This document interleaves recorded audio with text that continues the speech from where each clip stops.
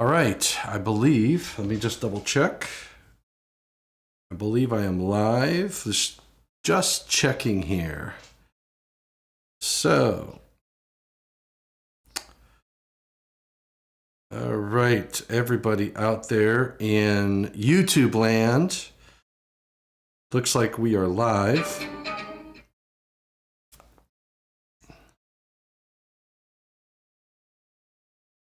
I love it. All right, everybody, welcome to, so today is, I've got Nehad ElSherif on the other side, and we are going to start, you know what I can't do. Anyway, let's, what we're going to start is we are going to take a look at a paper. Let me get Nehad in here. There he is, the man, the legend. Legend. I know. Oh, Excellent. So, Nehad, you know what I have to do is I don't have the chat. That's my only problem right now. I got to look at chat on. I want to turn my. There we go. All right. So I've got the chat open. It's on my phone. I can see it. Yeah, I was going to do the same thing and maybe open it on my phone as well. But... Yes. So what we decided to do, what Nehad and I decided to do, we're working on a paper that we hope is going to be an IEEE paper. So we can't guarantee anything yet.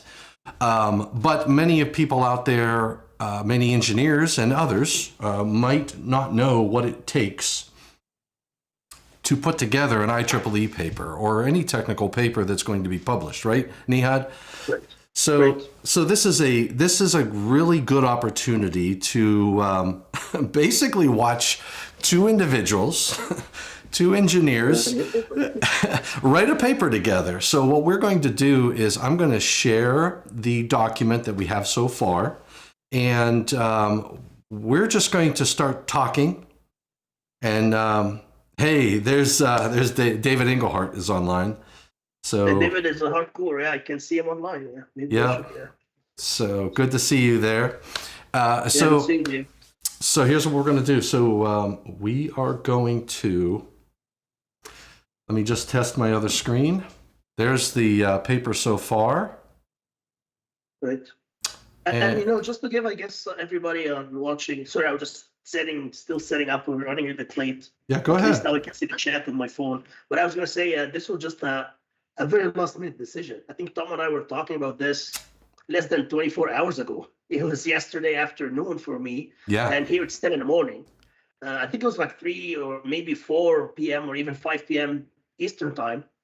And we were working this. Tom and I had some good discussions. And I was like, yeah, man, wish we were recording this because I can always go back and use those discussion points that Tom and I were just kind of, I guess, coming up with in the paper, because I think it would enrich the paper. And Tom was like, what about tomorrow? I'm leaving tomorrow. I'm traveling tomorrow. Actually, I'm going to France for a conference, Grenoble, France for a conference. So like, what about tomorrow? I was like, yeah, let's do it. So here we are, very last minute. And we also thought, like, I guess everyone, David Engelhardt and everyone online, we would love to get your feedback because Tom and I love Tom. He's my buddy, but sometimes we disagree on some things, right? So maybe you guys would be our, I guess, referees, right? Absolutely right. Yep. Something tells me I'm going to learn something today. David Engelhardt in the house. Yeah, I think we're going to learn more from you, Dave, but appreciate it, buddy. Yes. Okay, so let's frame this out. The title of our discussion, so just for everybody's sake, we are building this based upon a tutorial that we did at was it the ESW or was it? Safety, safety workshop. Electrical in safety Arizona back in March. That's right. So it's competing design goals versus codes and standards. And it's all a competition. So the challenge is we have some code requirements that could create and compromise other design goals, maybe cost, maybe even around reliability, or possibly around incident energy, topics like that. And what we want to do is say, how do we manage that risk? And Tom, just an FYI for everyone, if you've noticed, maybe you haven't, but at the very top of the paper it says ESW. I'm using a template for our paper that we presented before. That's why it says ESW, but it's not accepted yet. Yes, Tom, it says copyright and then paper number ESW. So I'm using an old template. The goal is to submit this to ESW, which we already did, the abstract. So hopefully, if it's accepted, I believe we should know. They said by mid-July, sometimes like later in July. So Okay. hopefully within a week or two, maybe we'll be able to let everyone know if this paper is accepted or not for presentation next year in Jacksonville, ESW in March. Very good event. If you are in the area, I would highly recommend that you attend, and you get to hear Tom and I talk and speaking. Would be always the bonus, always a bonus.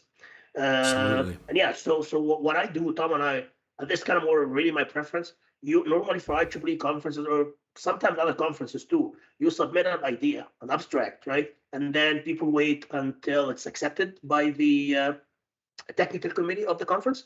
And once it's accepted, you get like a thank you, Mr. Let's say Dimitrovich, your idea paper is accepted for presentation. You have maybe 4 months, usually under 6 months, let's say 4 to 5 months to submit the first draft for review, for peer review, right?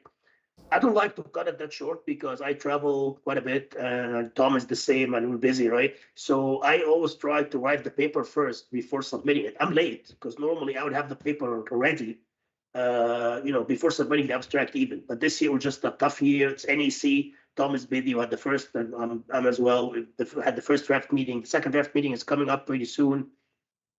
So I know it sounds like, yeah, why are you guys working on that paper this early if it's not even accepted? But that's just my preference, and Tom agrees with me.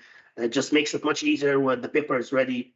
And sometimes I use it as a negotiation technique. Hey, my paper is ready. You don't have to worry about, because if you're running a conference, the worst thing is when and I did it before. I guess all of us probably have done it before if you've ever been involved in a conference, kind of cat herding authors. It's like, hey, I need a paper, And if the paper is not ready, it's not ready. You can't have a conference without all the papers, right? So I like to make it easier for myself, I guess my co-author Tom in this case, and for the technical committee. It's like, hey, here's the paper. I even sent it way before the deadline. You guys just take your time, review it, give us your thoughts. So this is just the idea of what Tom and I were doing.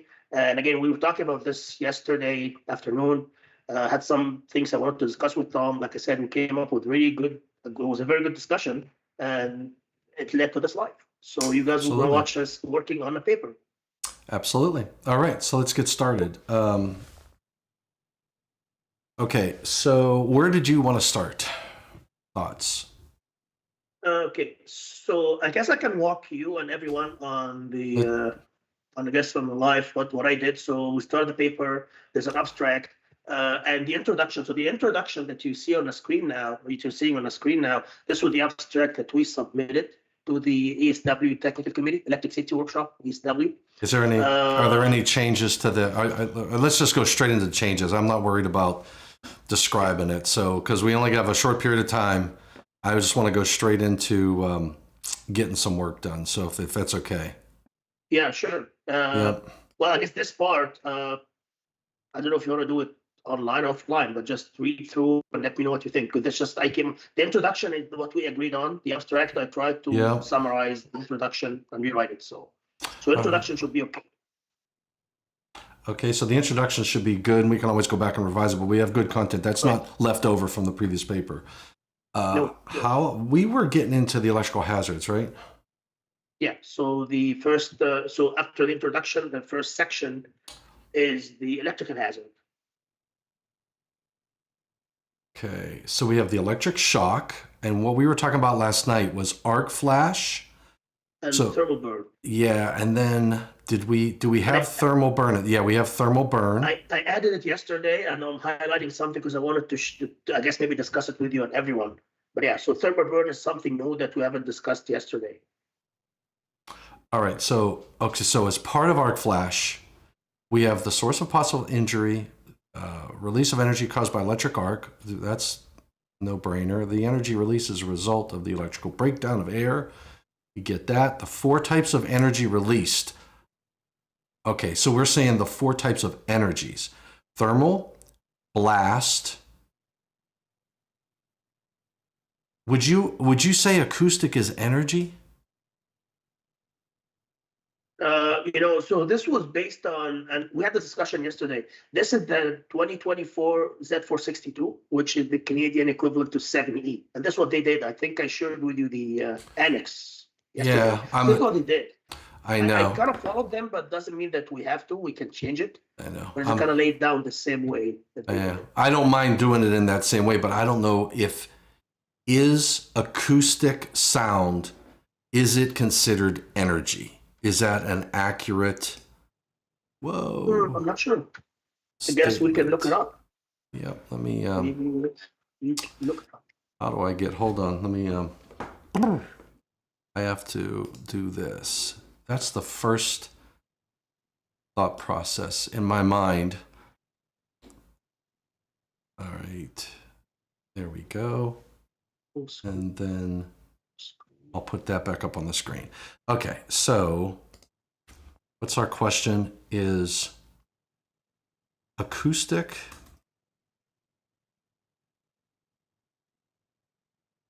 sound energy? Okay, in physics, sound energy is a form of energy that can be heard by living things. Only those waves that have frequencies of 16 hertz to 20 kilohertz are audible. So there is in Wikipedia, now, I'm not going to say Wikipedia is the source, but it says sound energy is a form of energy that can be heard by living things. Only those waves that have, so that it is energy. Yeah, I guess this answers your question, right? It is energy. That's right, absolutely. And then how about, I guess light would be energy as well. I don't think I have a problem with light being energy. Now, okay, so we have basically when you have an arc flash event, you have your thermal heat, your blast, that's the pressure, and then you have sound and light. Okay, so we had the discussion the thermal energy produced transmitted from the arc to the worker through radiation, convection, and conduction. Depending upon the intensity of the thermal energy, direct exposure to the arc's thermal energy can cause skin burns as well as ignition and burning of clothing. I get that. Inhaling hot gases can result of internal burns and noise. I'm going to put track changes on, okay? Okay, yeah, sure. This would help me so I can follow what we are doing. Now, do you think? I'm trying to go full screen on my end, but it doesn't let me. And I even have I don't know what's going on. I have another window blocking my view. Not sure. Are you sharing something different with me? Because what I'm seeing on YouTube is different than what I'm seeing on. Yeah. I'm sorry. Yeah. I'm sorry. Yeah. Hold on. Yeah. Hold on. Because I'm having a hard time seeing what you're doing. Here, you know what? How about we do this? How about instead of me sharing?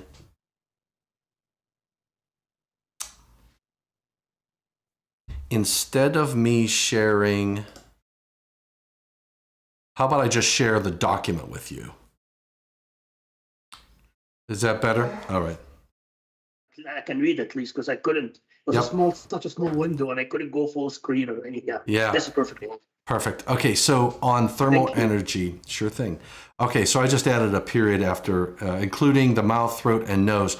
Now, do we want to say here that IEEE 1584 is the resource that we use to calculate that energy? I guess we could. I haven't included it for no reason, I guess, other than it was not mentioned in Annex K, which is what I use for this section, or what I base this section off. So IEEE 1584 is the industry resource primarily used to determine the amount of thermal energy released and exposed to the electrical worker. We can always wordsmith it, but I think the reason I would add the reference to it. I would add the reference in the citation. And the reason I like that is because when we get down to blast, we can be clear that there is no way to calculate blast. There is no way to calculate how much sound nor how much light energy is produced. But the only thing that we do calculate is the thermal energy. And this was one of the good points that I guess for everyone's benefit, Tom and I were discussing this yesterday, and whether to include thermal blast pressure energy under arc flash or separate, right? Like as a separate hazard. And I guess we were discussing it, and I was thinking, blast is a byproduct of arc flash, right? Like you can have a blast pressure energy or like an arc blast without having an arc flash. So I guess Tom and I kind of did this in a certain way. And again, this was based on the Canadian Electric Code. Interestingly enough, the Canadian Electric Code Z462 and 70E were very similar until I guess 2024, maybe 2021. I can't remember which cycle. They start having some more deviations, and this was built based off the Annex K of Z462, the Canadian standard, which is a little bit different than the 70E Annex K. Used to be identical word for word, but now they're a little bit different. So, in for blast pressure energy, the first sentence should be related to the blast pressure, not the heat. So I'm going to just rephrase this because it's not in every case would you have a blast pressure energy, right? That's significant. You'll always have, even when you have an arc on the battery inside of a car, there is some pressure if it was contained, right? But it's not an arc blast. The word blast to me signifies a significant amount of pressure. So I want to be able to quantify this. In some cases, the rapid, we use the words rapid, right? The rapid expansion of the surrounding air and metal, surrounding air and metal can produce a significant blast pressure that causes, I don't know, I'm just going to use a word, we can always wordsmith it, destruction, right? So destruction or damage of the surrounding electrical, of the surrounding environment, regardless of whether or not it's electrical environment. So in some cases, the rapid, RAPID, the rapid expansion of surrounding air and metal can produce a significant blast pressure that causes the destruction or damage of the surrounding environment. In addition to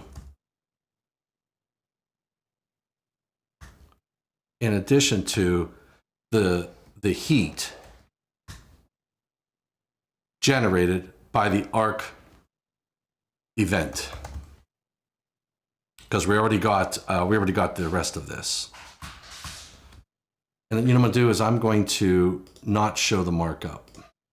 It's there in the background, but I'm just not going to show it. So in some cases, the rapid expansion of the surrounding air and metal can produce a significant blast pressure that causes destruction or damage of the surrounding environment in addition to the heat generated by the arcing event. Arcing event. What do you think as an opening sentence for blast pressure energy? It's good, yeah. So I guess this just to be consistent. Would you use arcing event or arcing incident? I guess I just want to be consistent because I think I've been using incident throughout, but we can change it to event. No, I'm good. I'm good with incident. I'm good with that. Okay. This reminds me one thing. I just thought of this. Remember we were I think it was NFPA. So we're in Orlando. We talked about this, and you did mention to me that there's some research that the government, is it like NRC, high energy arc blasting doing? Maybe we should, because I just remember this now. Yeah, you know what that is? You shared the link with me, but I haven't had a chance to view it yet. But maybe this is a good place. It is. And get you the link. It's called NRC NRC.gov. HEAF events. So NRC HEAF, it's the high energy arc flash or high energy arc fault HEAF research. Okay, so what if we said this? This expansion is associated with high pressure that can result in additional injuries. It is worth noting that it was suggested that the vaporization of copper. How about we add right in here, research is currently being conducted by the Nuclear Regulatory Commission, NRC. I'm happy enough to be embarrassing myself live. My typing is terrible. Yeah. So research is currently being conducted by the Nuclear Regulatory Commission under the title of high energy arc fault of high energy arc fault research to understand the impact of the blast pressure on safety related nearby equipment. Safety related equipment near an arc flash event, an arc flash, would you call it incident? Incident. An arc flash incident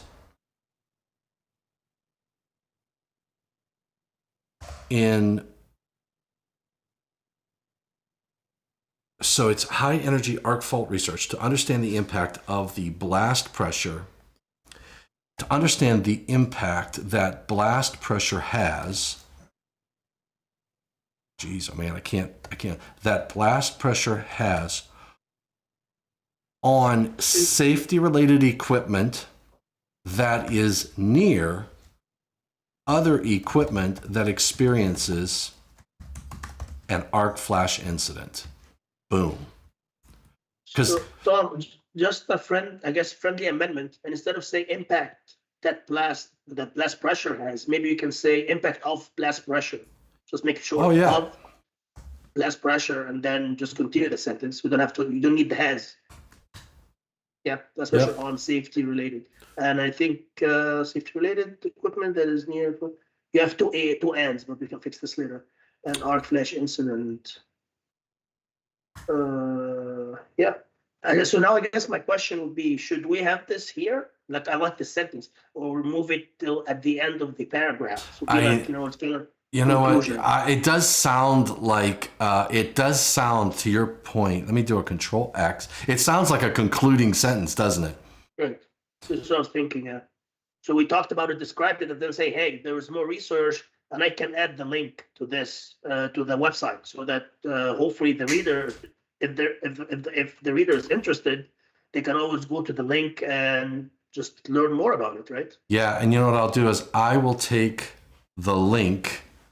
Right, and I will add this. I will add this link here for hyperlink, and I'll add it right in here so that you will have it for your reference.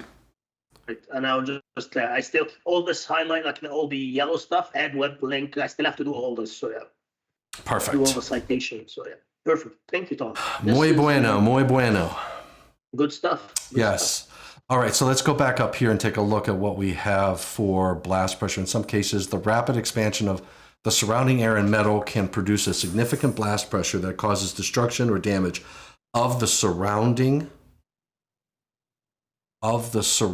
environment,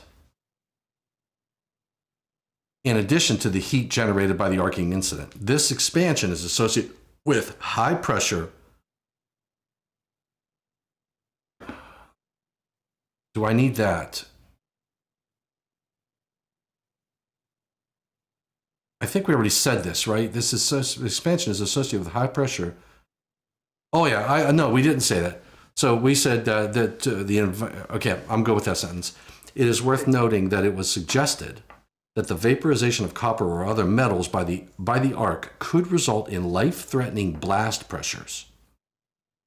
It is worth noting that it was suggested that the vaporization, it was suggested by who? So this is the interesting part. This is part of what the Annex K was saying. And I took this, and you have the document, right? Maybe you could want to pull it up if you want. I took this as our collective agreement in the industry, because I always heard this, the vaporization of copper would result in Okay. A bigger blast or something. How about we say how about we say the vaporization of copper and other materials within the equipment at the source, within the equipment that experiences an arc flash incident, could contribute to the life-threatening blast pressures. We're not saying that it's directly related to it, but we're saying that in addition to just the gases, the vaporization of that copper and the other metals also add to that. It's not just a... Yeah. So I guess you need to read the following sentence, because the following sentence was based on what you just erased. So I guess this is what they're trying to say, that it's not correct. I don't know why, but this is what they said. I would have to see that research, because what you would have to... Yeah, I don't know, because here's my problem with that. How about, instead of saying the life-threatening blast pressures, because the other part of this, I mean, if you have copper expanding if you vaporize copper, it would be hard to say that vaporization does not contribute to pressure. I mean, it's an expansion. It's a part of the gas. You just said gases are a part of that pressure, and vaporized copper is gas. How does the pressure know that the gas as a result of copper does not contribute to pressure? I don't get that. See, I'm not sure, and this is what I was struggling with when I was writing this section, but I guess this is how they said it. At one time, it was proposed that the vaporization of copper or other metals by the arc produced life-threatening blast pressures. Recent research into arc blast phenomena does not support this theory. I don't know what researchers. Exactly. Without that, I mean, I feel comfortable to say that the vaporization of copper and other metals within the equipment that experiences an arc flash incident could contribute to the life-threatening blast pressures. I think that's a fair statement and accurate, because if you generate enough heat and you vaporize copper, it would be hard to say that cannot create pressure. It has to. Wouldn't you agree? Yeah, I mean, this is what I thought, but according to what they're saying, I'm looking through their citations here. But arc pressure measurements by physical methods. There's some active transaction papers. Maybe I should find these papers and try to look what they're trying to say. Yeah, I'm not sure. I mean, this is what I assume, but I thought, there's no research. Oh, so look what it says. So what we're saying here is, although it is true that copper undergoes a significant expansion when transitioning from a solid to a vapor state, only a small amount of copper in or near the arc plasma remains in vapor state. What does it turn into? A liquid? Are they saying it transitions from vapor to what? I think it's solid. Let me see what they said, because I was writing this, try to rephrase what they were saying, so I could have screwed up the. And I just don't buy. I don't buy both of these sentences at all. So it says, while it's true that copper expands to several thousand times in volume when going from vapor to only small amount of copper that is in steaming arc plasma vapor. Beyond the plasma, copper drops below the vaporization temperature. Molten copper, says molten to molten copper reacts chemically, becomes a copper compound. Okay, so it goes to liquid again. That's what they're saying. It goes to liquid. Yeah, did I write this? I thought I did. The copper compound or something. Once beyond the plasma, yeah, it's right there.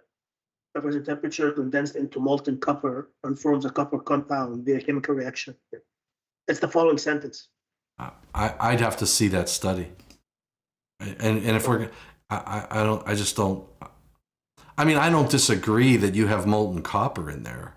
That's also contributes to it's airbound, right? So if I think about the videos that we've had, let me find my my videos. See, this is the bad part, is when you start to question the reference material, because I mean, they don't. Do they reference the research, the testing that was done to validate their claim? They have references, and for more information, there's section K5 or something. You have the document. It says for more information, and they have a list of things, but they're not citing which, where this was, where this paragraph was taken from. This is the issue. But I'm looking through, there are a couple papers on arc flash pressure measurement, arc flash pressure and door ejection measurements, typical transactions on industry applications. So I have access to these papers. I just have to grab them and see what they say. Probably one of these two. One of them is Hugh, I guess both of them, Hugh Huglett. I can see his name on them. You know Hugh. Okay, so here's, well, you can't see it because I'm not sharing it, but let me do this. I'm going to bring this over here. And I'm going to share this for you, okay? Okay. So this one here, you've got the light. You see all the particles in there? That all of these little red dots that are in this picture. Yeah, I see them. Yeah, see them. That's, I would say that's probably metal parts and pieces. Those are all metal parts and pieces that have been, that's the blast. It would be hard to say that the copper and the plastic and everything else that's inside of there is not in that blast. Does not, it would be hard to say it doesn't contribute to it at all. I'd have a hard time with that one. Well, I will just say this. I'm not an expert on arc blast, so and I didn't question I thought it was interesting that no researcher, I didn't question what they have since it's a standard. I assume that someone kind of did this, but it's good that we have the discussion because I'm not sure. I am not sure about this. I mean, you can see how the initial, if you just look at the mannequin. Now the mannequin gets hit in the head with the trough cover, so that contributes to it. But when you look at that blast, there are so many particles that are all a part of it being thrown out that contribute to the force. I mean, if you put it this way, if say it is molten copper, say it's not a gas, that molten copper is shooting out and it hits you, that's going to be a part of the force that pushes you back because it's coming out at a velocity. It doesn't just drip. Do you know what I mean? Yes, I do. I'm just trying to read this again and figure out what they were trying to say here. Maybe I'm misunderstood. I think it's, what is it? Expenses on only small amount. It says only a small amount of copper that is in or is immediately adjacent to the plasma stays in vapor state. Beyond plasma, copper vaporization temperature, condensed into molten copper, or reacts chemically and becomes a copper compound.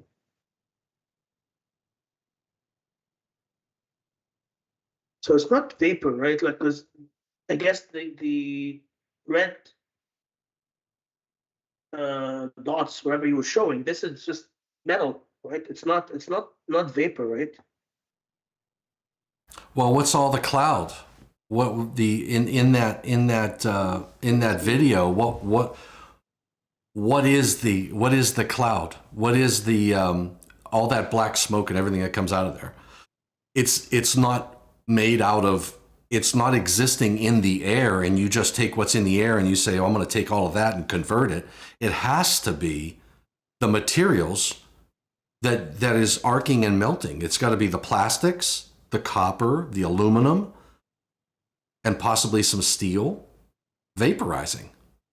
What else would it be? If it's not any of the materials that the equipment is constructed of, where is it getting all of the smoke, all of the gases? What is it? What is it? It's not just electricity isn't a gas. It's not like you turn electricity from a liquid to a gas.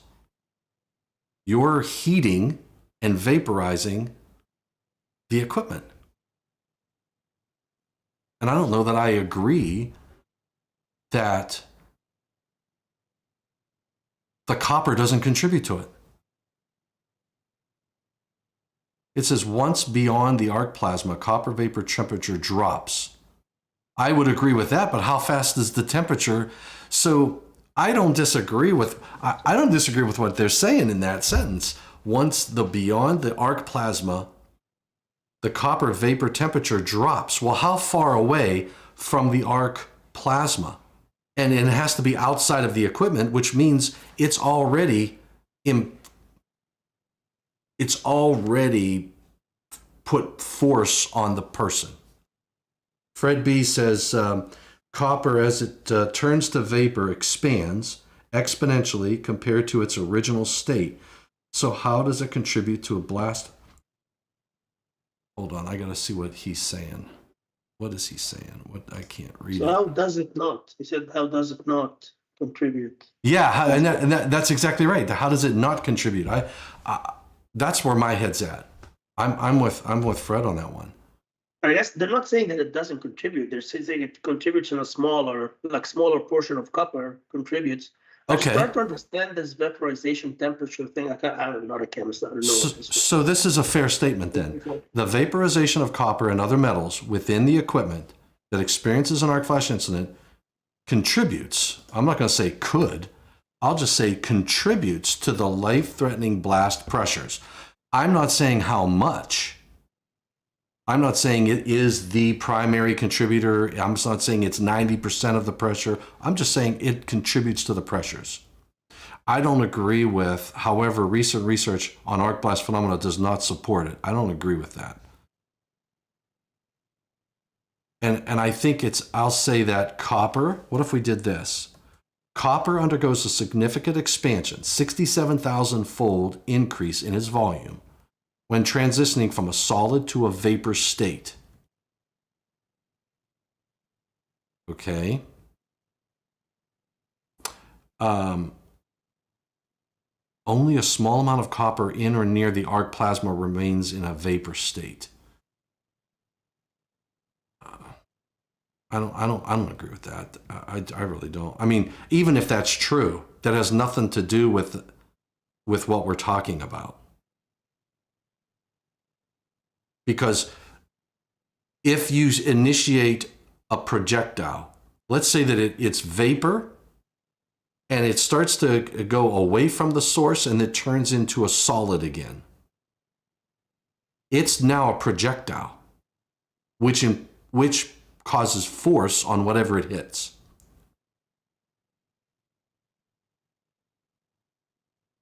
And I agree with this.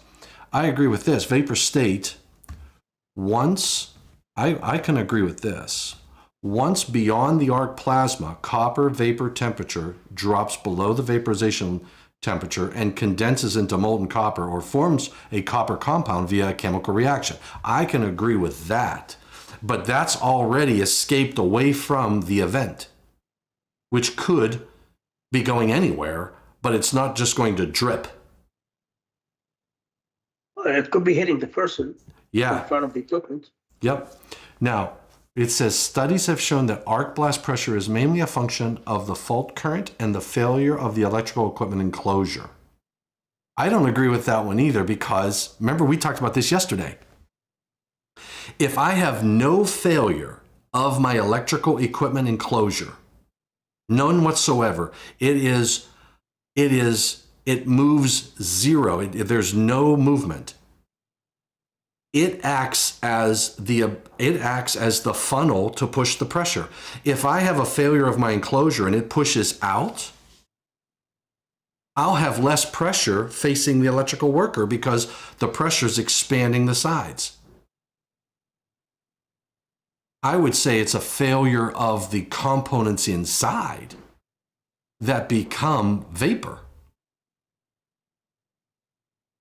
Studies have shown that arc blast pressure is mainly a function of the fault current. I agree with that. And the failure of electrical equipment within the enclosure, because that's how we can do tests. We have tests that demonstrate that. We have the video. This video demonstrates. Hold on, where's it at? Where is my video? There it is. We have this test 4 video. I'm sharing my screen now for you, right? You can see the screen. Yeah, no, I can see too. Yep. So in this video here, we have a failure of the components inside, and all of those components basically are vaporized. The enclosure, look at the end. Look at the end. Look at that enclosure. Do you think that the enclosure itself failed? I think that enclosure looks like it's still intact. And the door is gone. Yeah, the door is gone. Okay, so maybe the door is a part of the enclosure. So I see where I like that. Let's think about that. Studies have shown that the arc blast pressure is mainly a function of the fault current and the failure of the electrical equipment. Failure of the electrical equipment. Why do we have to say within or a part of the enclosure? It's just failure of the electrical equipment. Well, no. Fault current. It's a function of the fault current. Voltage. Right? Voltage is a. If I think about the equation for an arc flash, you have blast radius that will diminish. Yes. So Fred says you have a blast radius that's going to diminish the further from the event you get. The risk of injury is a result of the equipment to contain the arc blast.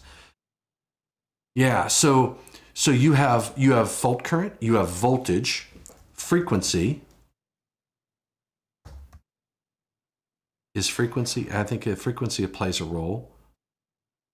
The fault current, voltage, frequency, size of the enclosure,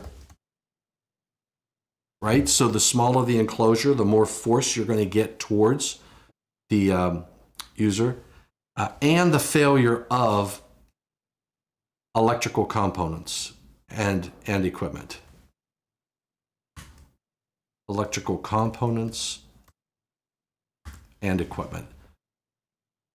So let's think about that sentence. Studies have shown that the arc blast pressure is mainly a function of the fault current. Ooh, clearing time. Clearing time, voltage, frequency, size of the enclosure, and the failure of electrical components and equipment. Would you agree with that sentence? So I guess I would just delete mainly, because what I'm thinking now, in the Annex K, they pick two off the list.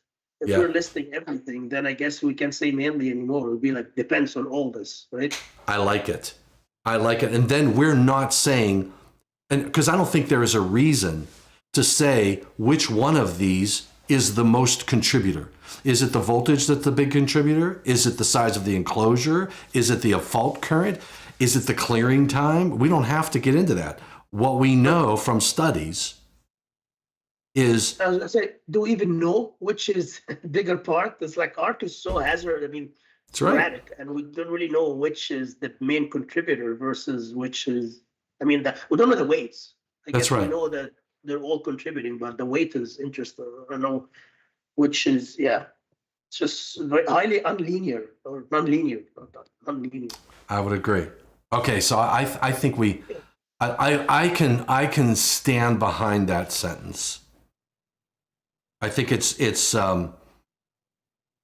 and it is based on research and studies and videos like what we see here in this. We know the clearing time is a big role in this because we have different. So what we show in this one, this is good. That was test 4. So let's do this. This is so this was 1, right? Let me do this. All right, we got 2 examples here. Okay, this one has a very high clearing time. Okay. We'll never trip that breaker before we stop with it. Wow. Shit. Perfect. Okay, so that one is like a 6-cycle clearing time. This one is a current limiting fuse. We got it. It's nothing. Right. So now the big difference there is the clearing time of the overcurrent protective device, right? So what we saw there was the faster that clearing time with the same exact equipment, we don't have as much gases, we don't have as much force hitting the person, but that pressure, the pressure that is experienced, is a combination of all of those. If I feel comfortable with that statement, and I feel comfortable saying studies because we have the arc flash research. Because that's the other thing is this word studies. When we say studies have shown, we have to be what are the resources? So I'm going to put a comment on this one, right? I'm just going to say, where's my comment? Here we go. I'm going to say we need to be able to reference the studies that show this information. So I was gonna say, would this be 1584? Since the equation is based on this, or no? The equation is, but 1584 doesn't speak to pressure. I'm gonna do a quick search of 1584. Not sure. Let's do a let me open up IEEE. I go to organizations. I go to IEEE. And like I said, I will grab the reference that they have on pressure. Specifically, there are 2 papers that talk about arc blast pressure, which I have not read them. So I will have to get them. And both of them by Hugh Hogland. Okay, here we go. So 1584, I'm going to look at the 2018 edition, okay? There it is. IEEE 1584, 2018. Let me see where this pops up at. All right, so I'm going to do a search for pressure. I'm going to do, hold on, it's thinking. It's a good thing it's thinking. I'm glad someone is thinking. I know. I'm just trying to read because here's my concern, Tom. That's why I'm just kind of reading because as you know, I can't copy and paste, so I'm rewording what they said. So I'm worried that maybe while I was trying to rewrite what the standards say, I screwed it up. That's why I'm just kind of quite trying to read and compare what we have with what they have. Ooh, here's a good reference. Here's a really good reference. You know what I'm going to do is I'm going to grab this. I'm going to do a copy. And I'm going to come over to my note. Yeah, just put it there. And I'm going to put it here. This is a good reference. It says Bowen and Miller. Catch the wave. Catch the wave, modeling of the pressure wave associated with arc fault. And that was done in 2004. So that's one good reference. I have two other references for you, and these are of the Canadian code. They're more recent than that one. So there's one that says arc flash pressure measurement by physical methods, effect of metal vapor on arc blast, attribute transactions, 2017. Okay. Should I put in Well, chat here, for you? yeah, drop it in the chat. Okay, And I'm just going through this. Ooh, look at this. Let me just copy it for you. Just need to find the standard. Where's the standard? Copy. I'm going to reply to this. So this one is shrapnel pressure. So there are 6. Okay, so it says testing was performed in laboratory 3 to investigate the effect of the pressure generated by an arc flash on ship compartments.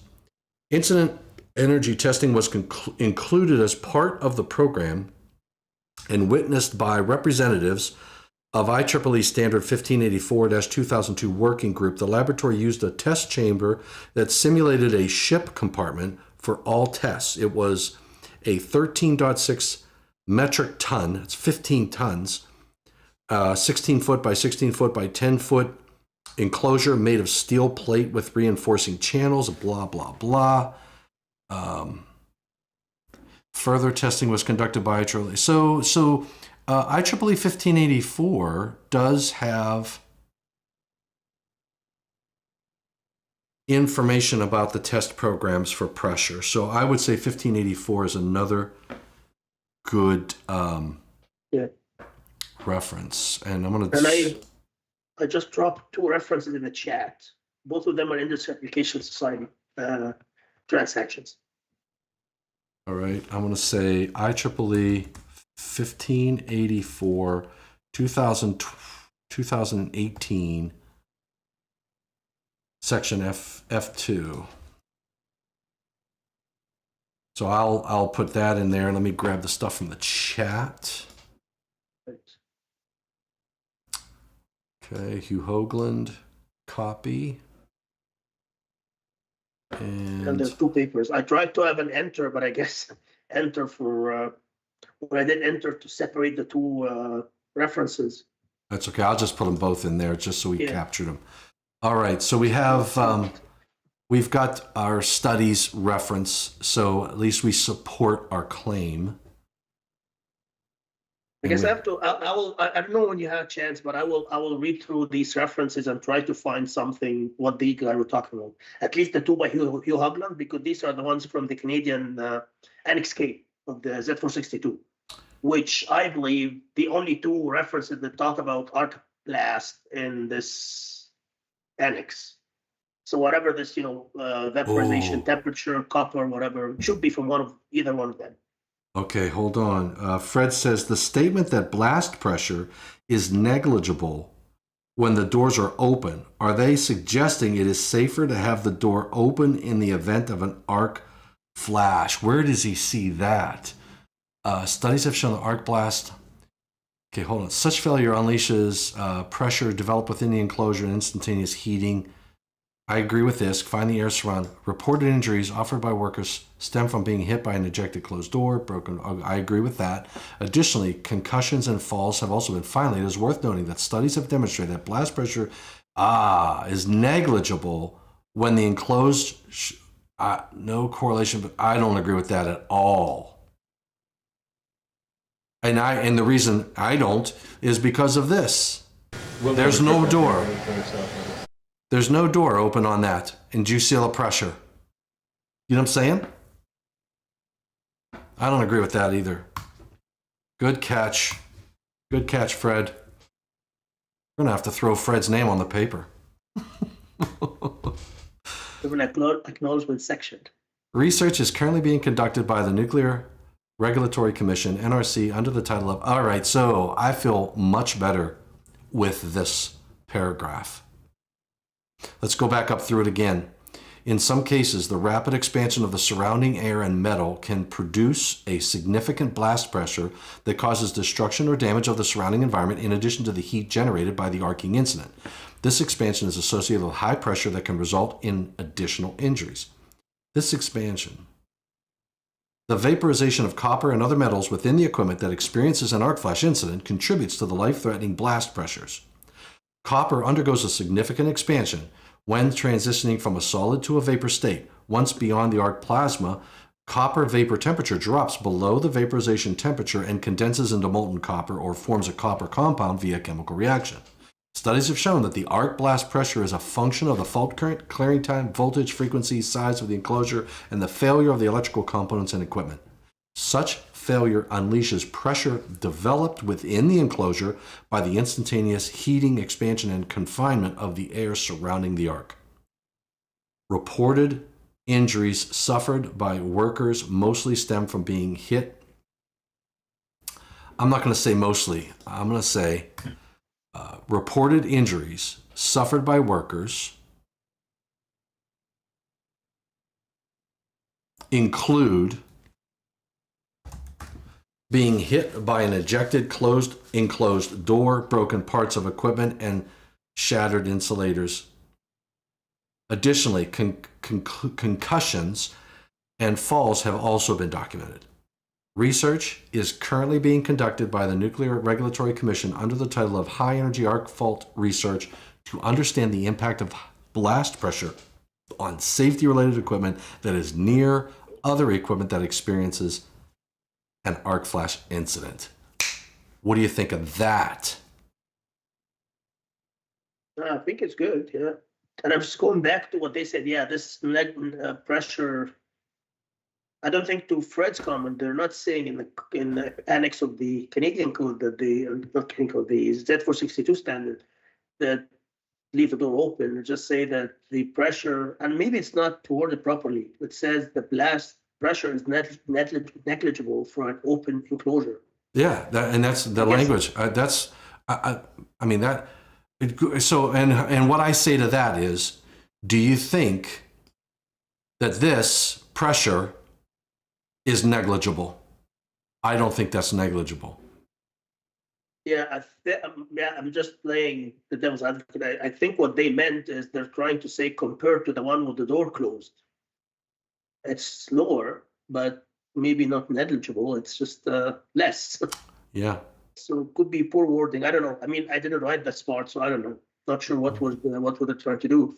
But do you agree with the statement that talks about the no correlation of arc blast pressure to instant energy? Because I don't know. This is something in the in the Canadian, in the annex from the Canadian standard.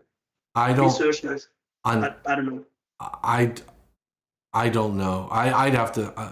I don't have any. I don't know of any research that tries to do the correlation. I'd have to read through those papers, which we can do. Here's my thoughts. Here's my thoughts. We put these references over here.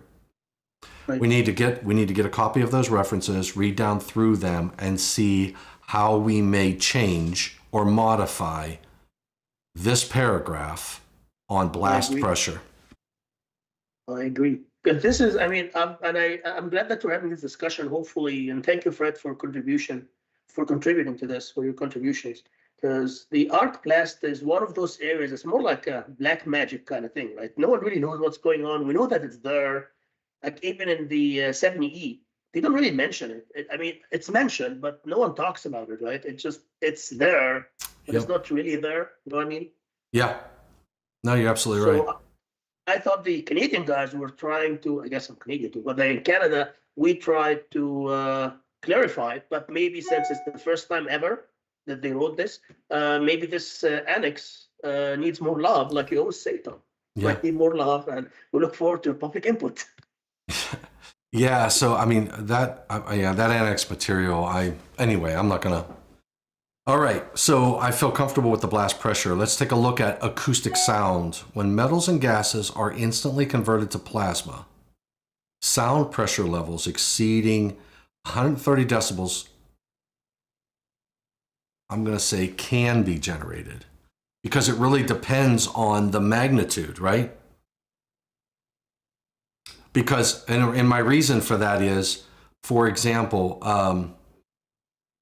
let me, where's Yeah, no, my, I'm fine with that. And I mean, the yeah, standard says that can produce sound. So again, this is just my rewording. I'm trying yep, to change the wording, right? So yeah, yep. that's When fine. metals and gases are instantly converted to plasma, sound pressure levels exceeding 130 decibels can be generated. According to the centers, a sound pressure level of 120 decibels or higher can result. So let me do this.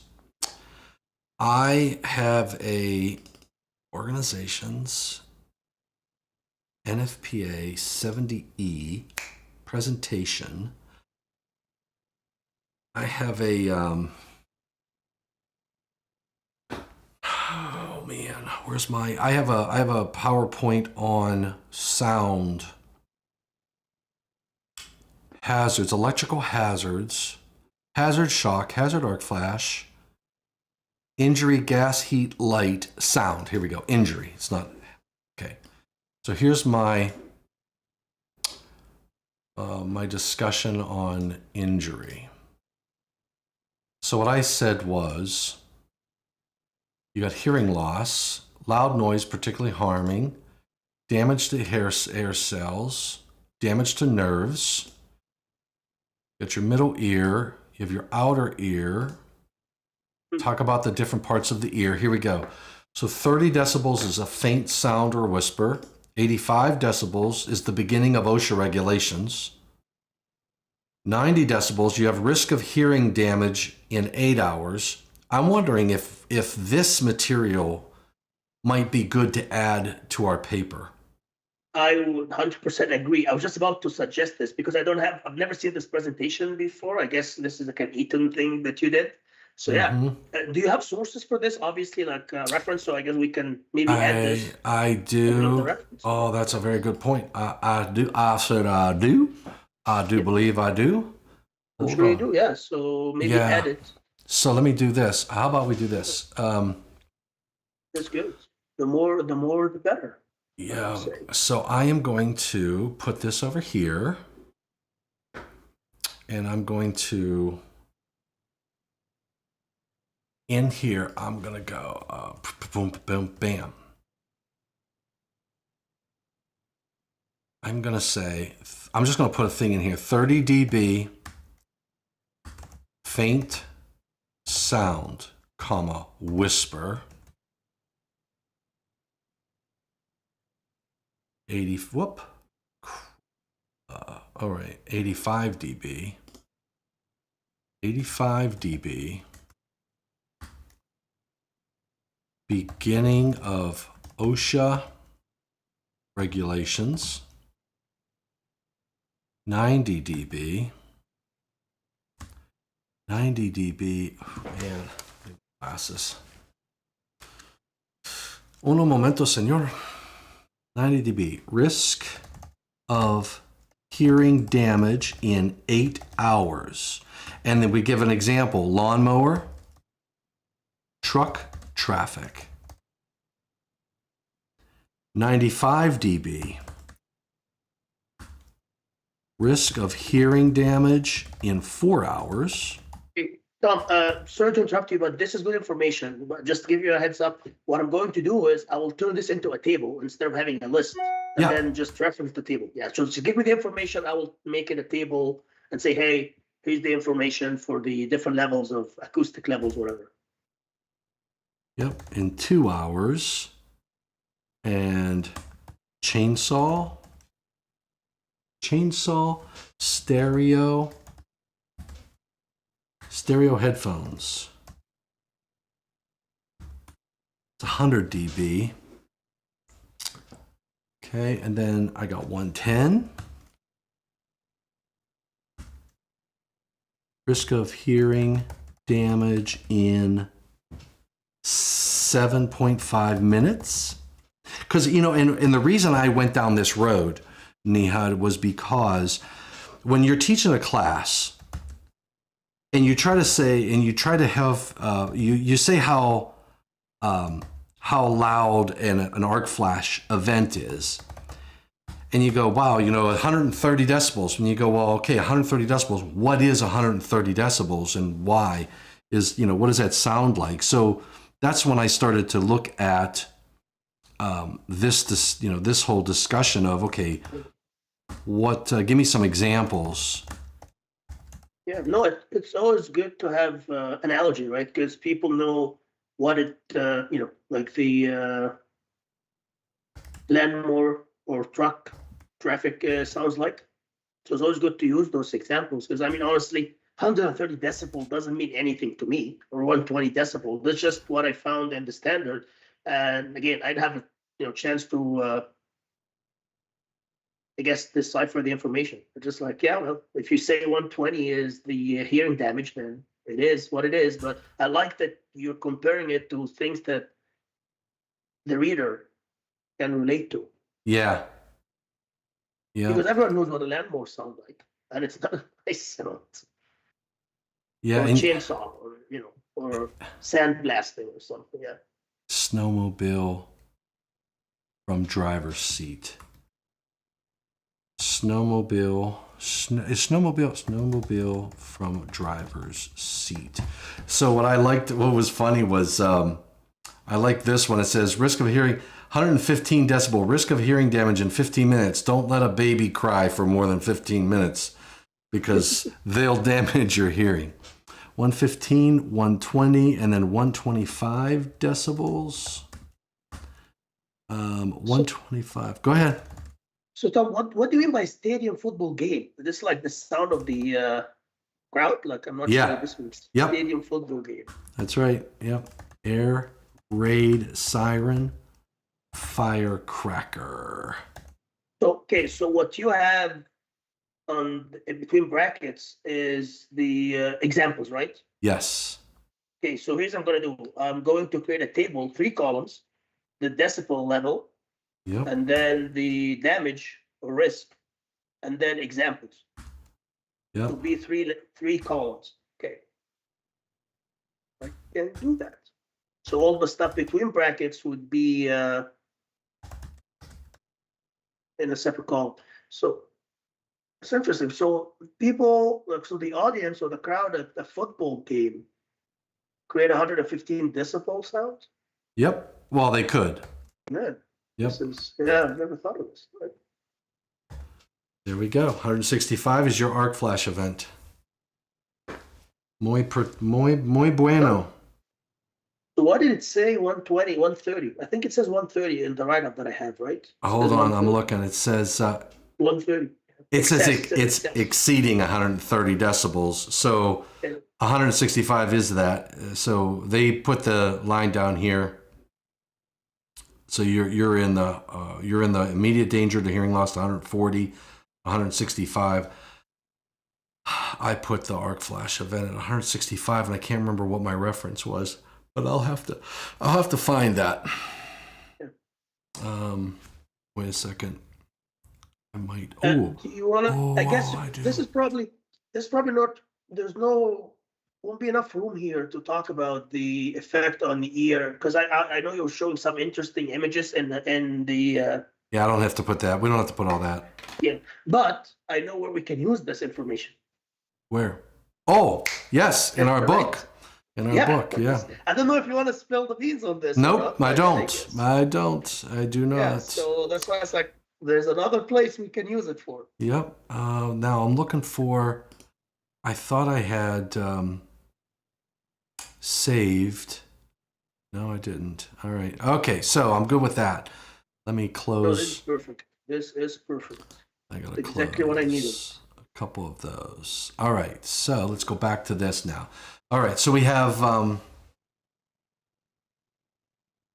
We can do a like a little table 1 includes or a table the following table includes examples of different sound levels and impact to hearing damage.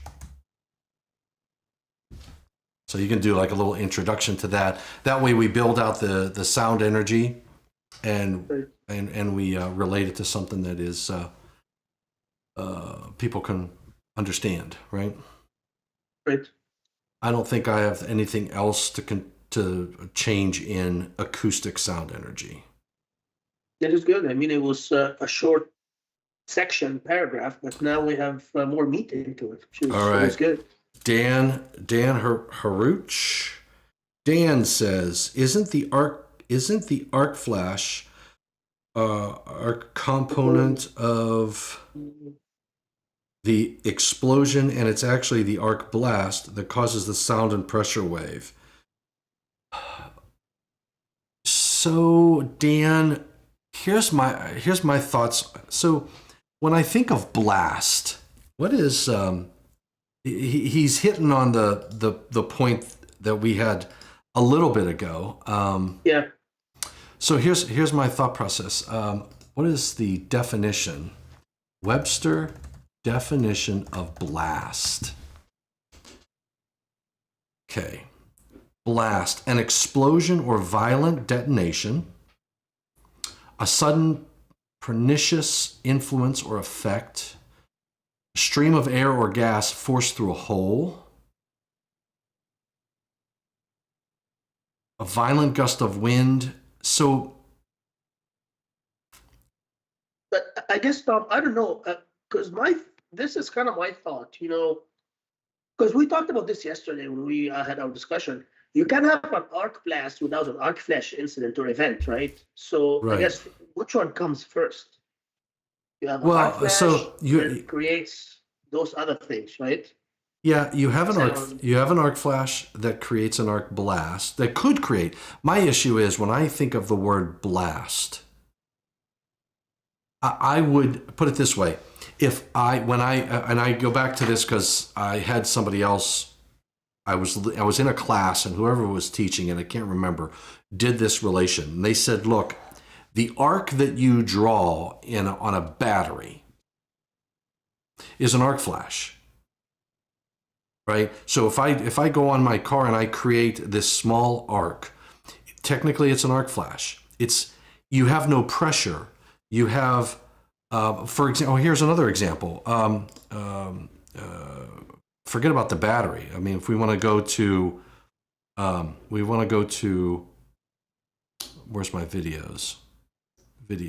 So his point was, you can have an arc flash event that the arc flash boundary is, say, 1 inch. Okay. Would you say that's an arc blast?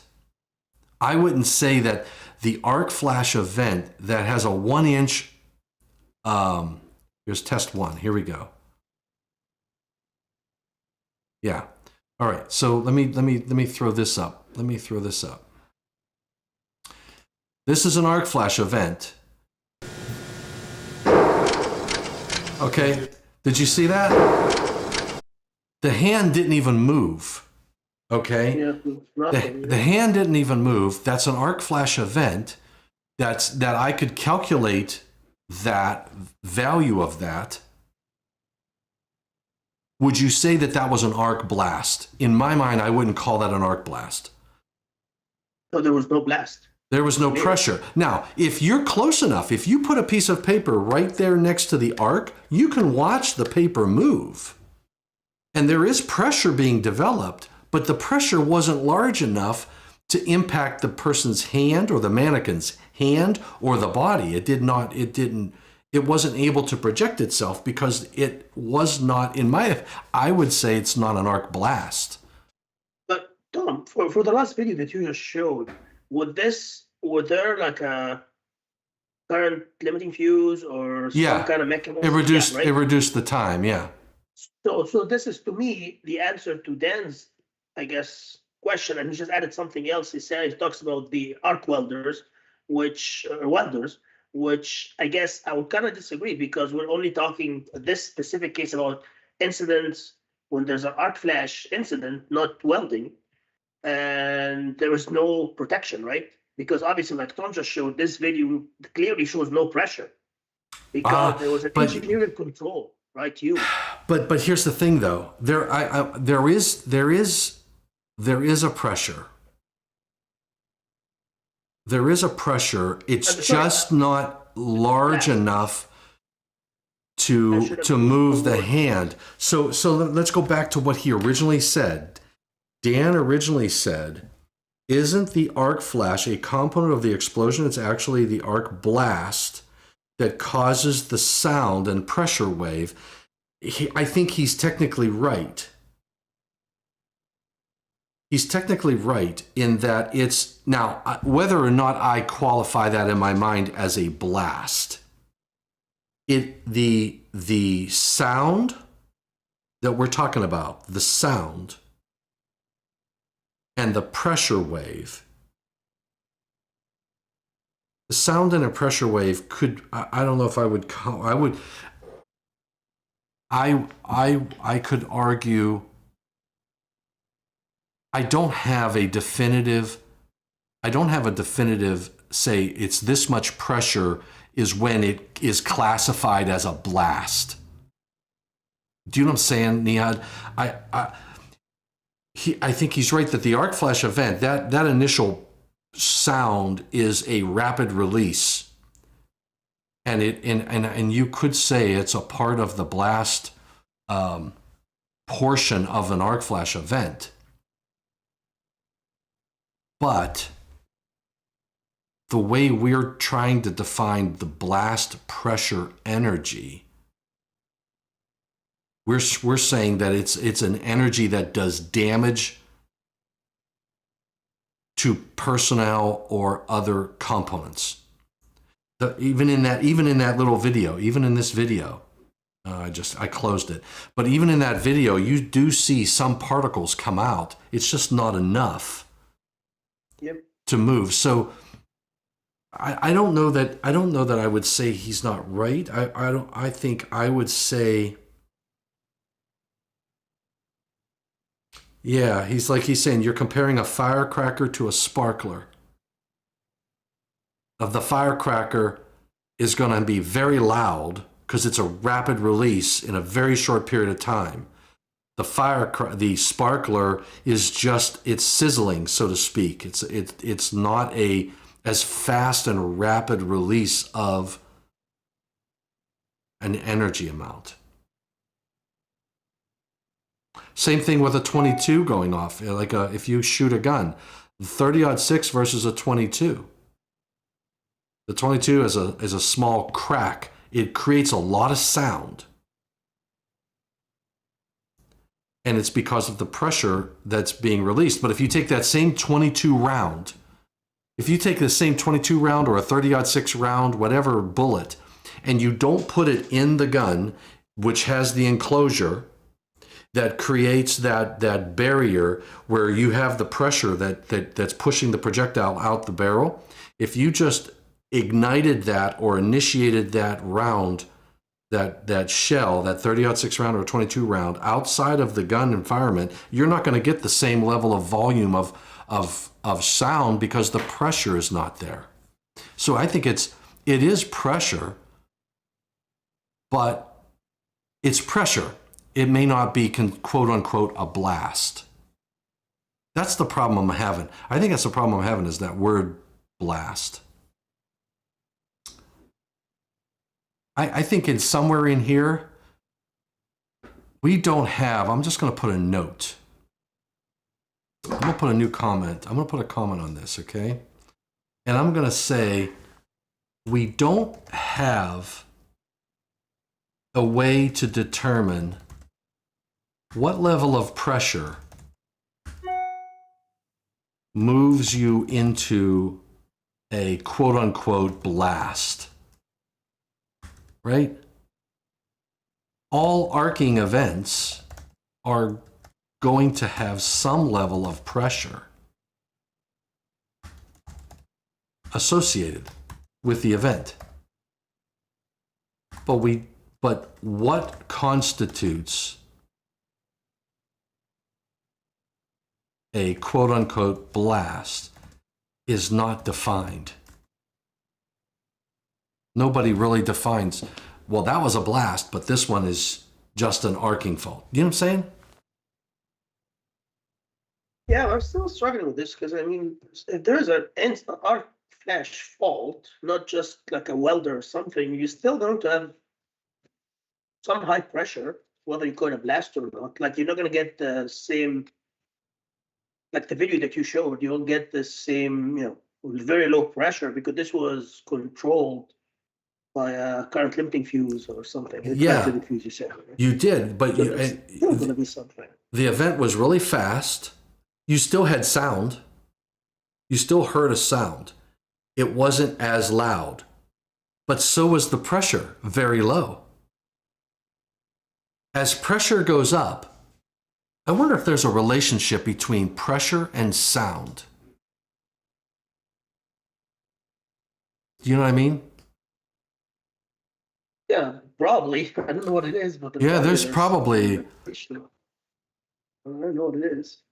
It's like you just added something about AI, course of AI, arc flashes, which are the release of intense heat and light. So it's like, so I'm not sure. I'm confused. Are you against, like Dan? Are you saying that there should be no pressure included as a byproduct of an arc flash incident? You just want to limit it to heat and light?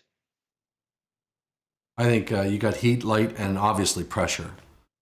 Yeah, I mean they're all three, right? Yeah. All right. So, and then you have your heat, you have your light, you have your sound and pressure. And I guess the question, what we really don't have is a very good definition of what do we mean by blast.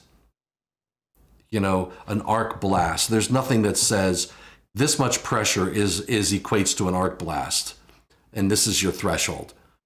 We just don't. Well, what I think it's fair to say is that during a blast,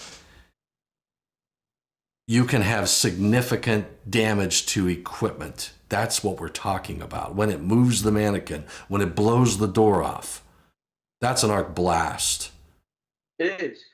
Right? So, but I guess my question would be, what are the, just let's say what is the likelihood of having a blast accompanying an arc flash? alcohol. I don't know. Alcohol is a key ingredient in having a blast. I don't see this comment, but I guess someone just be, yeah. Okay, that's not on YouTube, right? I don't see it on YouTube. Somewhere else. Where? What? No, this comment about the alcohol. It's not on YouTube. Oh no, right? that was me. I said it. Oh, it was you. I thought you were Yeah. the like, who said that? No, it was me. So courtesy of Thomas Dimitrovic. Yeah. Alcohol. Well, I don't know if I would agree with that, but I hear you.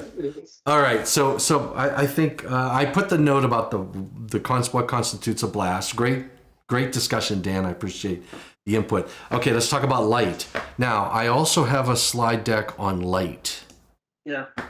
So this is another section that can benefit from more information, for sure.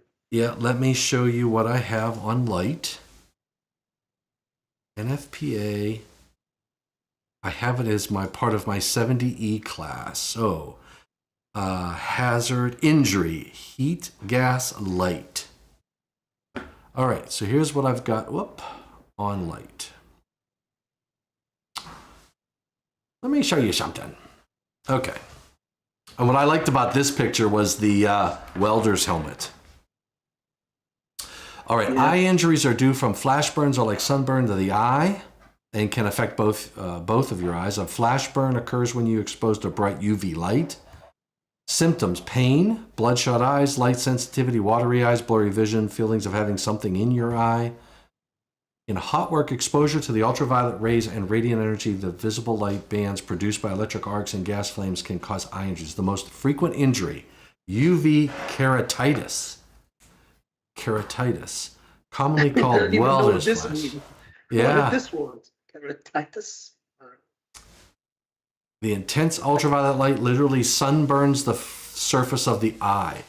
Although it is painful and disabling, it is temporary in most instances. Chronic exposure, however, greatly increases the risk of A cataract. See, I thought you had to buy a cataract. Now you can just do this by getting, boy, nearby workers and workers passing through an area. Okay. This was a really good video, YouTube video that explains welder burn. And so I think out of all of this, let's take a look at our paper. The term arc flash was coined to describe the bright light emitted during an electric arc. Research has shown that brightness of the light generated during an arcing incident is influenced by various factors, including voltage and current. Studies have also revealed that the light brightness observed by an individual facing the arcing incident is influenced by the distance from the arc. I'm not sure if I don't know. Yeah, I guess. All right, so I'm going to add. And Tom, there are two references here talks about light, so I will share them with you as well. I'll get these references too, and I guess they have Wei Jin's name on, our friend Dr. Wei Jin. Yep. I will get you these references. Give me a second. I'll put them in chat. Hold on, I need to get all these references. The good thing is they're all attribute transactions, industry applications, transactions, which both of us have access to. Yeah. So this should be good. Let's say, okay, should be in the chat. You should have them in the chat, my friend. I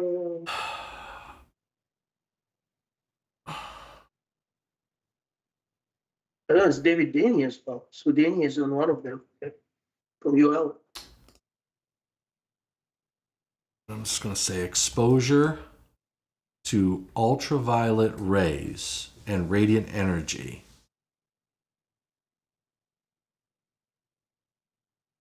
I guess Dan has to leave. So yeah, enjoy the weekend, Dan.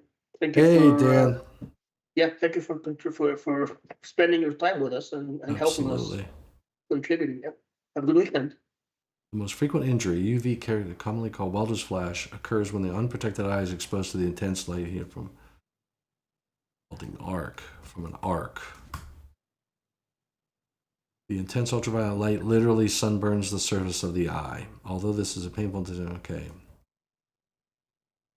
Okay, chronic exposure. Yeah, I'm gonna leave all of that in there. All right, we have to, I'm gonna put a highlight on this and I'm gonna say you comment need to work this into our paper. Good discussion from OSHA. Okay. I'm just going to put that as a paragraph in there, but we need to work that in. You said you copied, whoa. References in the chat, yeah. Or I put reference in the chat. Control C. And then I'm going to just highlight light energy and put a new comment. Control V. Boom. All right.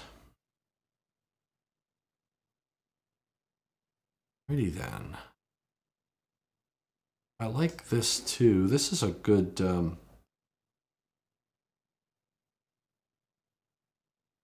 whoa. Okay. Link. Where's the link? Hyperlink. Open hyperlink.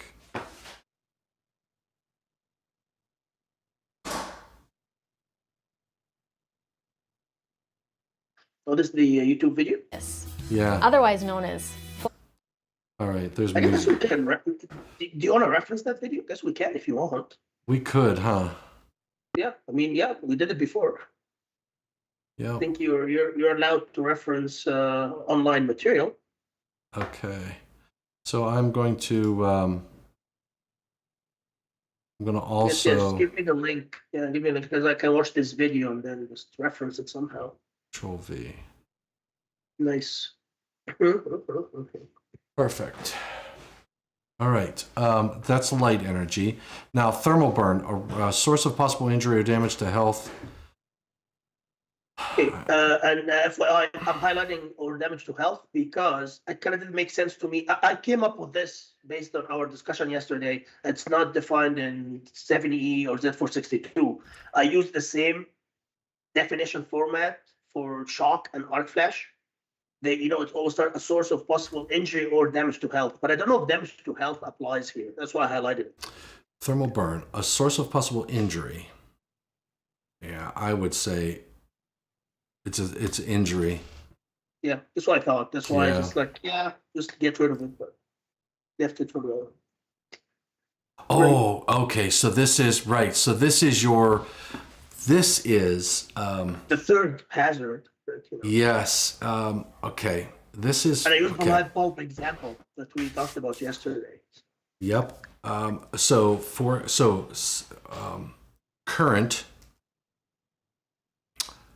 Current passing through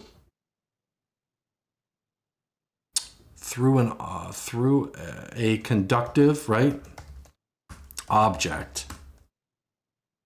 So, okay, do we really need this? Because it says, the way I wrote it, it's touching an object or surface that became hot due to passage of current. Oh, you're adding a new sentence. Sorry, I didn't see this. I thought you were adding to the existing sentence.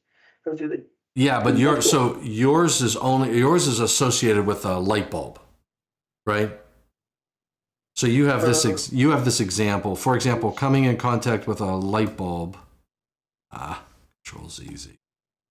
Source of possible injury touching an object or surface that. So, do you agree with the first sentence though? Like a source of possible injury associated with touching an object or a surface that became hot due to the passage of current or electric current.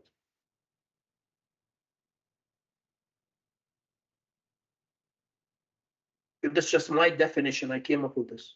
Yeah, no, I like that. I like that. So let's do two examples. So you can have the example of a light bulb that Right. is hot. Another example is. And do you write that? Sorry, Tom.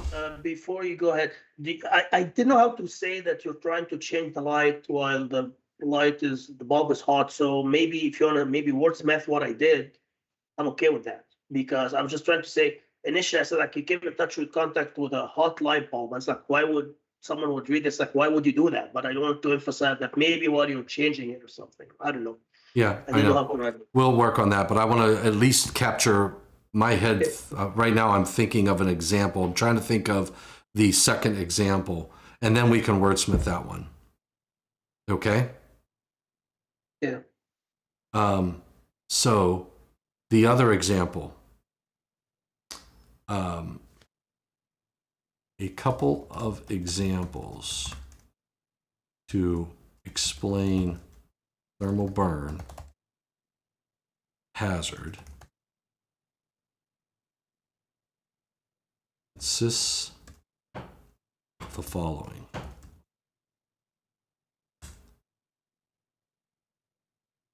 Don't want that. I don't know why. When I do this, then I gotta.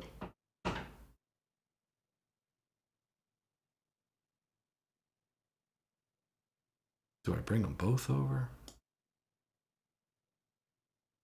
Okay. Replacing a light bulb. That's one example. Low voltage. What I'm trying to describe is when you have say a 24 volt circuit, so it's below the threshold of shock,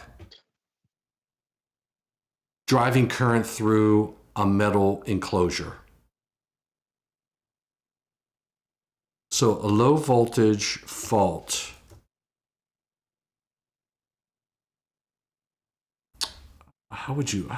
So this one is a light bulb, the light bulb example. Light bulb example.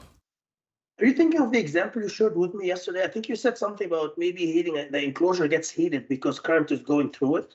Yeah. But like, I didn't know how to write it, so that's why I left it out. So I'm trying to think of how would you title that? A low voltage fault.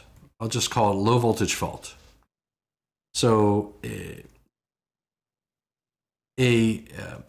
is possible that a circuit with a voltage below the shock threshold of 50 volts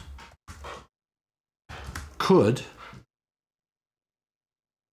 drive current through an enclosure or other conductive component and generate heat high enough to cause thermal burn. A light bulb example. A light bulb, a incandescent light bulb, an incandescent light bulb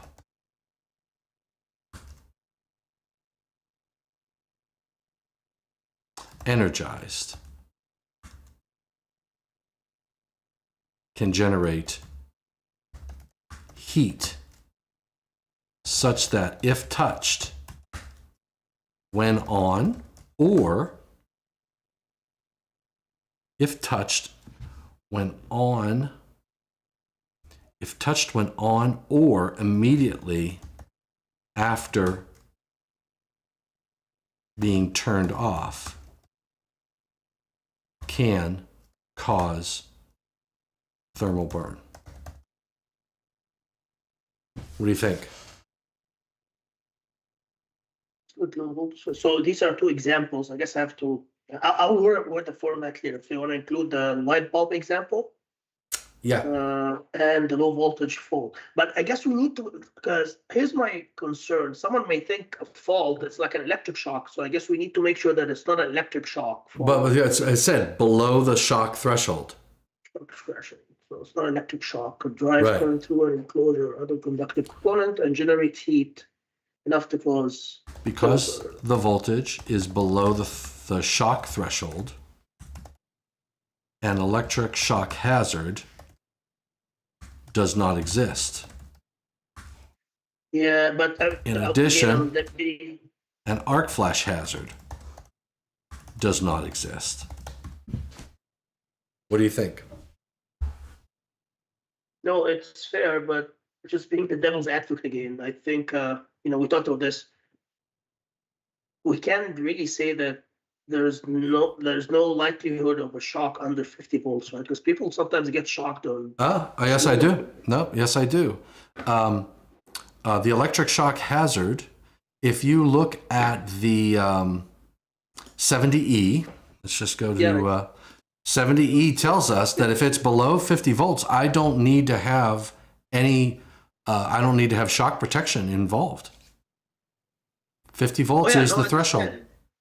And actually, if you go to the shock section, I have this, and I have this for AC, DC for both ZF70 and Z462. But I guess my question is, are we implying that you cannot get a shock at a lower voltage? Because, it happens sometimes.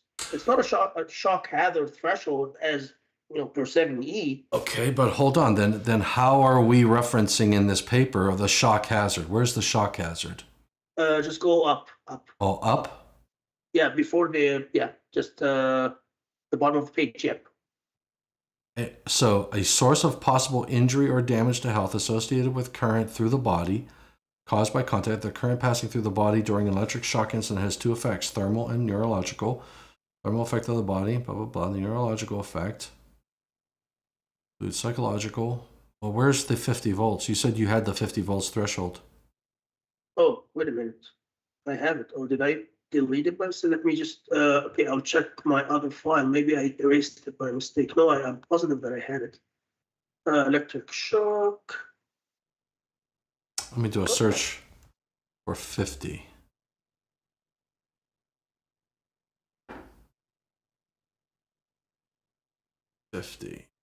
There's Oh, there's that's the first paragraph. Why did I have it there? Just go up all the way to electric I shock found hazard. it. Have established the minimum thresholds for hazardous electrical energy, with the former setting it at 50 volts. So NFPA 70E and Z462 have established the minimum threshold for hazardous electrical energy, with the former setting it at 50 volts for AC and DC, while the latter is at 30 volts. So if we're saying right here that that's the threshold for hazardous energy, how can we down here not say that you don't have hazardous energy, that if it's at 15 volts, say it's 24 volt DC, how could we say that you could get shocked, that it's a shock hazard? I didn't say you can't get shocked. I said the voltage is below the shock threshold and electric shock hazard does not exist. And I agree, Tom. No, my concern is I don't want us to imply that it would never happen under 50 volts, because it could, but it's not a shock hazard as per 70E. Right. And which is what we said there in the sentence. The voltage is below the shock threshold and electric shock hazard does not exist. But the shock could take place. This is just my point. And you're right. It's not a shock hazard as per 70E. Exist as per NFPA 70E. And an arc flash hazard does not exist as per NFPA 70E.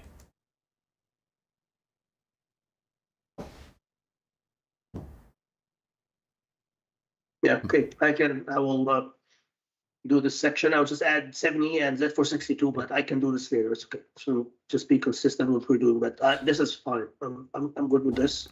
Okay. So there's no one someone to read it as we're saying you can never get a shock. Yep. And it's less than 50. This was my concern. I was not, Yeah, no, that's fair. debating the 50. Yeah. That's fair. That's fair. All right. And now the other thing we can do, so I've got another presentation material. So all those presentations. It's like, Injury heat. I know. Nice. I'm gonna. But I mean, it's great. I'm happy because we're hitting two birds. I know you said you don't like this, so I'm not going to use this and this. There we go. First degree. So how about this? So now this is just my slide deck on injury heat. First degree burns are generally minor and affect only the outer layer of the skin. They're most common type of burn, most sunburns. Second degree burns or partial thickness burns are more severe than first degree burns. They affect the outer layer of the skin. Second degree burns are more dangerous when they affect large areas of the body. They affect the joints. They affect the genitals or buttocks. They occur in someone with a weakened, I thought it said weakened immune system. Can cause serious infections, especially if they cover large areas of the body. Third degree burns are the most serious. They affect both layers of the skin, right? Temperature, the optimal temperature for the shower water or bath water. I liked this because, again, I'm trying to draw all the references. So we don't want to be any greater than 112 degrees Fahrenheit if you are, if you're taking a shower. Hot water from the tap can run as high as 140 degrees Fahrenheit, but most doctors recommend setting home water heaters to 120 degrees to prevent injury. And then this is another table, and there's the reference link. So, Tom, this is all great information. I'm so for adding it. I mean, we can add whatever you feel like adding, and then keep the extra information for our other product, right? Yep. Would you like to do this? Maybe add stuff for me, because obviously I don't have the slide. I don't have the information. Oh yeah, no, I was going to add it. I was going to add it right now. Oh, perfect. Right now, okay. Yeah. I'm fine with it. Yeah, because it's. I guess we technically have what 15 more minutes. Yep. Plus what give or take. Yeah. So this is thermal. So I'm going to do this. I'm just going to copy this stuff in, and then we can massage it later. Yeah, okay? Absolutely. I'm just going to, because I wrote all of this, so I am just going to take what I wrote and paste it in here. And the table too. See? Well, I feel that we can make some changes in Annex K based on what we're doing, right? Don't you think we are kind of rewriting Annex K? Honestly, I look at that annex material and I do question, and I think it can be improved. So we could, I don't know when the next, when's the cycle? That's the Canadian, that's Z462? Yeah, this for 62. So it's the same cycle as 7E. So I guess there will be 7E first draft meeting is, I guess the first draft meeting is coming up soon, right? So, but public inputs have closed for Z462? Yeah. No, so it doesn't work the same way. It's a bit different. But we should take a look at that annex. Yeah. And then maybe pull it into a Word document, turn track changes on, and make some modifications to it. So when you say annex, are you referring to the Canadian or the 70E? The Annex K, was that 70E or was that the Canadian? The one with the extra you said. information that we were debating with the Canadian. But I was thinking even 70E may need some updates as well. Yeah. I don't think that same language is in 70E though. No, it's not. It's not. Yeah. They don't talk about thermal. They don't talk about. I mean, don't you think this is good information to be added? Oh to yeah. I know that's what I meant. Like, I mean, obviously not this cycle because public input stage is gone, right? But maybe next cycle, and hopefully by that time we have our paper published and maybe our other projects as well, so it could be references for us. Flash. Another project. Yeah, another project. Yep. And then I'm going to put down here, arc flash events, event temperature at 65,000 degrees Fahrenheit. All right. Yeah, and you know, Tom, what is really good? I like this because obviously we have a lot of information, and you know the trick with the conference version versus the magazine version. So after we finish this, I can take some stuff out. We do what we did with the HCI paper, right? Yeah, absolutely. Yeah. Release it. So this is awesome. This is awesome. And we Yeah, can decide what to keep for the conference and what to. All right. So there we go. So I added that information, and we can massage this. Obviously, we'll have to clean that up a little bit. Yeah. So that's all of our. And then how about survivability? Survivability is dependent upon many factors, including age. Because that's what I have another table. Note we can get a reference for the impact of percent of body burned and age. I'll have to. I believe I have some references there, but for sake of time, we've got about 8 more minutes. Yeah. So I guess I will let you massage this section. This is your baby, Tom. It's all yours. There we go. All right. So let's just talk about what I'm gonna hit save. I think we had accomplished quite a bit today. We sure did. That's what 2 hours of focus time will do for you. Yeah. So I think we should do this more often, but I will take this. I guess you work offline on your section, and I will just do the other stuff. But please send me this copy, and then we can combine them. And this was probably more efficient. I'm thinking because we thought maybe we can do Google Docs, but I think this is more efficient. Yeah, I think you're right. You're probably right. Yeah. So I will just take this and I'll continue. And if you scroll down, I added your image for the risk control. Wait, where's that at? Oh, did you put the going down? Oh, this one here. Perfect. Right. And then I kept the other one so we can, if you want to change the wording or something, because I know you said you have the original file. Yeah. Yep. So we can do this, I guess, another live or maybe offline, whichever. Oh yeah, I'd like to do. You know, what would be really cool, in my opinion, it would be to keep working on this. We'll Yep. keep, but when we come back again, we'll do another live session. You know? Right, absolutely. So yeah, next Friday I will be hopefully I'll be in France, so it's not going to work for me. But maybe the one after I should be in Cairo, and then we can maybe do it from overseas. Yeah, that's not too bad. It's good. Perfect. All right. So Okay, so I guess just let's have some action items. You're going to massage this section on the thermal burn and add the references, whatever, right?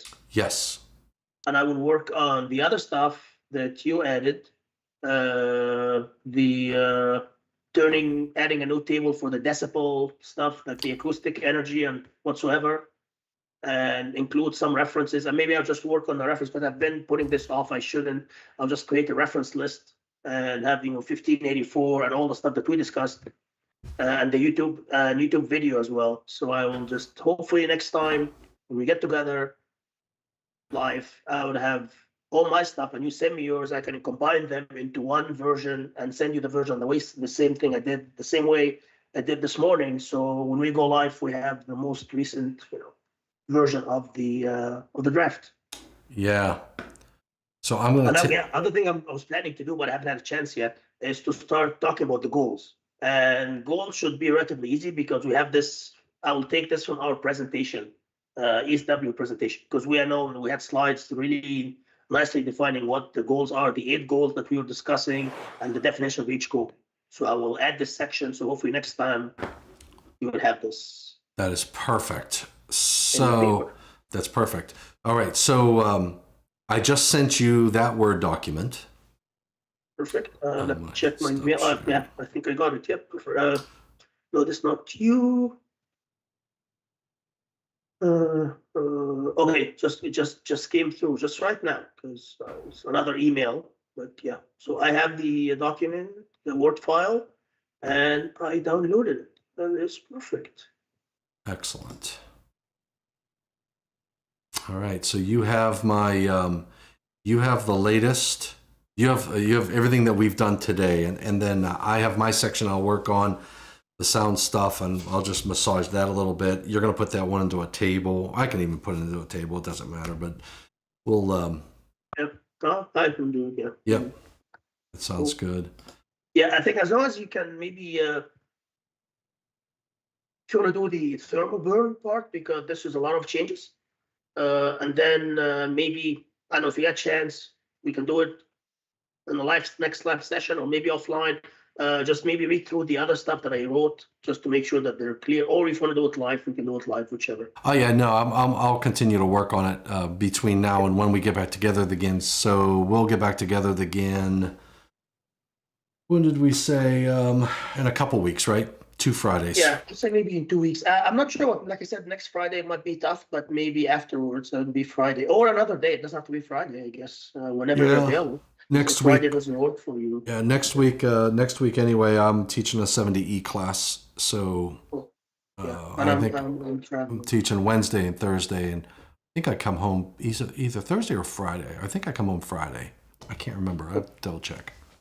Well, so But- you'll be busy and you'll be traveling, so maybe next Yep. Friday is not the best Friday, and you probably won't have time to work on this because you'll be busy with the other stuff. So maybe we can push it. I mean, we can work it on and Yeah. take a day, Yep. and then I guess what you did was perfect. Just announce it on LinkedIn or Facebook, LinkedIn, whatever, and hopefully we get some company. Absolutely. And hopefully people out there get a feeling for what it's like to work on a paper that hopefully gets accepted for the IEEE Electrical Safety Workshop. That's our goal. Great. And hopefully people get those who've taken some time to watch this, get a little flavor for what it takes to put a paper together. And even better, if you are motivated to, if you have an idea, thought that you would like to present or as a paper, go for it. I guess now we kind of see how the process works and would love to have you at ESW. If you don't have an idea and you happen to be available or in the area, next year will be in Jacksonville, Florida, first week. I think Sure. it's March 3rd or something. The first week of March, whatever the date is, Monday or Tuesday, we start Tuesday afternoon. But Monday there's technical committee meeting, so I recommend coming in on flying in on Sunday if you can. And there'll be tutorials on Tuesday morning as well. I might have a tutorial Tuesday morning with Mike Doherty and Danny Floyd and Renee. We did it 2 years ago, and they want to do it again this year. So Oh, Tuesday morning. that's really good. Yes, electric safety management. Just Mike Doherty asked me, and he said, "Yeah, I'll help again." And I believe it was accepted because tutorial they had the word on tutorial sooner than paper. So I think this tutorial was accepted. We did it 2 years ago. Yeah. I think it was the year right after COVID. And yeah, so I'll be doing the same thing. Yeah. And I guess, yeah, if you're watching this offline and you have any thoughts, please put them in the chat. I guess Tom can see the chat, right? Yes, I'll still be able to see the chat. Yeah. So comment on the video. I'll be able to pull those up. And we'll be able to incorporate. So again, I really appreciate any input that anybody out there can provide. And if there's any way that Nehad and I can help you understand how to bring a technical paper to the IEEE environment, whether it be the Electrical Safety Workshop, Pulp and Paper. There are many different conferences that provide opportunities for sharing technical knowledge through a technical paper and a presentation. We can help you get there. It doesn't have to be just safety, Tom, right? If you have a passion about like drives, design, machines, whatever the case may be, right? Yeah. What's really great, what I think is really great, is when you can take a case study. Like if there's an engineer out there that implemented something at a facility that, saved them time, saved them money, was an innovative solution that is going to improve processes, whatever it is, if you can capture that so that you can share it, I mean, that's just phenomenal, and it's very helpful, and usually it's very well received because, if you had a problem and you're at your facility, it's guaranteed that someone else had the same problem and will be facing something similar. Absolutely. So, we share the knowledge, and this is how we learn. I just want a quick thing, Joe. I think Joe Bellantoni. Thank you. He said it was cool. Yeah. So thank you, Joe. I'm not sure if he's still live with us or did he go, but yeah, have a great weekend, my friend. And I guess David Engelhardt says Joe Bellantoni. Yeah, Joe Bellantoni, and then David Engelhardt. I'm just looking at the chat. So thank you, guys. Yes, and Hagwi, have a great weekend. Excellent. Yeah. And Freddie B, thank you very much for your input as well. Great. It's good stuff. Tom, one quick thing to share with you. I don't know if I just noticed this on LinkedIn because I wasn't following, but apparently our session was shared on the Electric Safety Workshop LinkedIn page. Oh, really? And Rebecca mentioned us, and she said it's just like a great experience watching Thomas and Nehad work through their paper development process. Yeah. Excellent. This was like an hour ago. So I guess, Rebecca, right? So she probably saw your post on my post and she grabbed it. Yeah, that's cool. Oh, that is really awesome. So again, hopefully. Yep. Go ahead. I was say hopefully we've inspired somebody to decide to, hey, let's put some of their knowledge on paper and maybe even gather some input to make our paper better than what it is. So. And Tom, the really good thing about this, and I know we're over time, so we should let people go, but it's a learning process. And I really believe in the saying that if you really want to know that if you understand something, you teach it.